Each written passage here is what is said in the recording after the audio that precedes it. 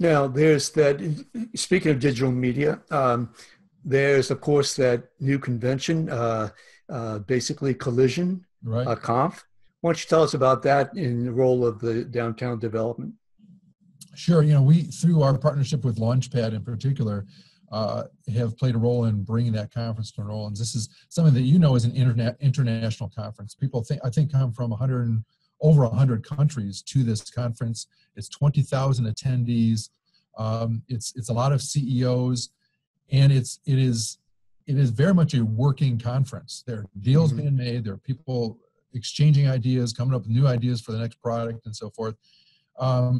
And so, you having been in the midst of this, you understand the kind of the richness, the intellectual richness that happens when you bring all these very bright, very motivated people to a place.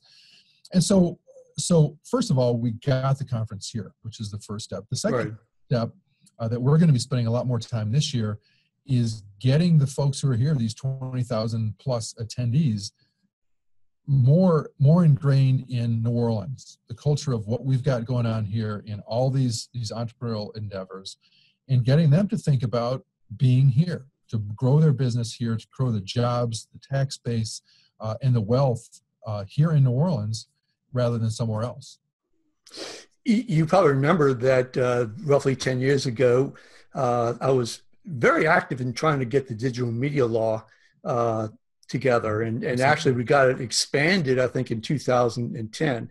Now that is a really attractive opportunity for these people who are coming into this convention. How has the digital media law helped out with downtown New Orleans? Well, I think it's, probably the most visible win from that has been the GE Digital, right? Because I think it's safe to say they would not be here except for that tax credit. But this tax credit has supported, continues to support a lot of locally grown endeavors as well. And I have to say, Steve, that from the DD's perspective, we are really much more focused on growing locally as opposed to what I call elephant hunting, getting somebody to come from.